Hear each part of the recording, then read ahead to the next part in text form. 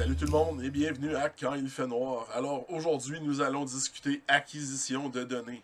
Alors si vous faites de l'astrophotographie, vous n'êtes pas sans savoir qu'on accumule beaucoup de données. Alors ce que j'ai commencé à faire depuis cet été, c'est que j'ai commencé à garder un logbook pour prendre des notes sur mes soirées d'acquisition, les conditions, la lune, la température, le vent, et la quantité d'exposition que je prends par le nombre de secondes, et ainsi de suite, le gain, tout ça. Donc ça, c'est super, je vais continuer à le faire parce que j'adore faire ça. Mais si on va ici, là, dans mon dossier, on commence à se rendre compte que ça commence à faire beaucoup. Donc ça, c'est toutes des données d'une caméra One-Shot Color que j'ai très peu de possibilités de filtre avec. Dans le fond, j'ai L Pro, UVR Cut ou mon L Extreme que j'avais pour ces filtres-là.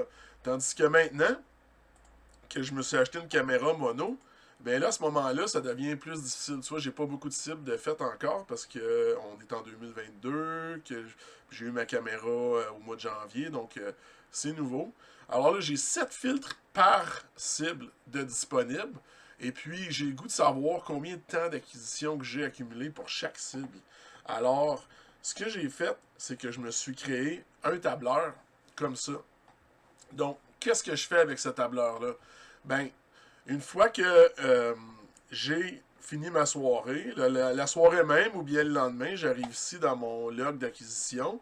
Et puis là, en haut ici, ça c'est des données que j'ai vraiment jusqu'à la ligne 11. Et puis en dessous, c'est plus des tests que j'ai faits pour vérifier mon système. Mais en gros, si je montre un exemple, mettons, je dis, OK, ici, j'ai accumulé sur IC 434, la Horsehead Nebula. Si je double-clique ici, je peux dire la date. On va dire que c'est le 12 janvier. Avec mon ED 127, mon réducteur de 0.8, le filtre HA, et puis la caméra. Donc, il y a beaucoup de ces données-là qui vont pas être compilées. On va dire que la Lune était à 25%, les conditions étaient bonnes. OK. Après ça, je vais dire que j'ai accumulé, je sais pas moi, 20 fois des expositions de 200 secondes. Donc ici, on peut voir que j'ai 1h11 d'accumulé en HA sur IC 434. Ça, c'est bien. Sauf que dans vraiment pas longtemps, je vais me ramasser avec une longue colonne ici. Puis j'ai pas le goût de venir ici pour voir puis filtrer puis tout ça, chaque filtre. Ça va être vraiment pas le fun. Alors, ce que j'ai fait, c'est que j'ai créé une page sommaire ici. Donc, à ma page sommaire, si je viens ici, puis je choisis ici 434, bon, on peut voir que mon HA, c'est tout de suite automatisé. Là, on peut voir ici que le chiffre en HA n'est pas le même que j'avais dans mon log ici, à 1h11. La raison, c'est bien simple. La raison, c'est que j'accumule toutes les heures en HA. Donc, tu peux voir ici, j'avais déjà accumulé à peu près une demi-heure en HA ici sur IC 434. Donc, j'ai créé un filtre. Donc, si on retourne à la page sommaire, puis qu'on vient voir ici, puis qu'on regarde le filtre, ben j'ai la somme du temps d'acquisition, OK, de chaque cible qui va avoir eu la même chose que cette case ici, donc HA, et le même... c'était quoi dans l'autre? Ah oui, puis le même filtre, puis la même cible, excuse. Donc, la cible en premier et le filtre en deuxième. Et puis, on va avoir le temps d'accumulation, le temps d'exposition total d'additionner ici dans cette fenêtre-là. Alors, si je sais que je veux faire M42, eh bien là, je sais que j'ai 3h.72 en HA. Ici, j'ai pas ces données-là pour vrai, là, c'était plus pour faire des tests, mais on peut voir la quantité de données que j'ai pour chaque filtre.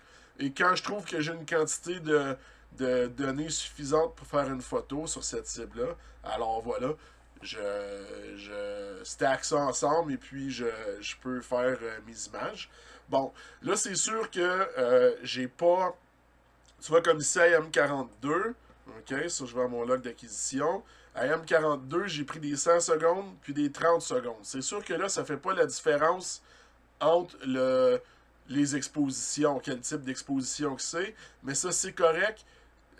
J'ai pas besoin de ça. Moi, je voulais avoir un sommaire qui était facile à lire. Je voulais pas avoir un sommaire en plus qui était par type d'exposition. Parce que là, au lieu d'avoir tout ça dans une petite boîte comme ça m'aurait pris une grosse boîte. Maintenant, petit détail qui reste pour les menus. Dans le fond, tout ce que j'ai fait, c'est que j'ai mis mes items ici.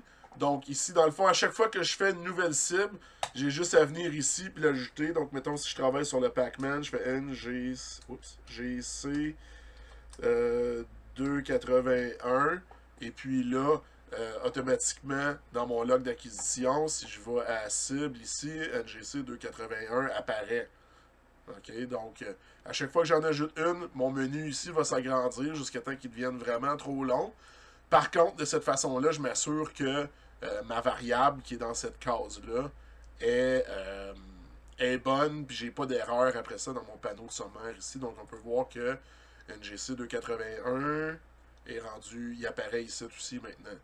Donc, puis même chose ici, tous les filtres, c'est tous les menus que je peux choisir. Comme ça évite que j'ai des erreurs. Parce qu'au départ, j'avais bleu ici, mais j'avais pas de chiffre.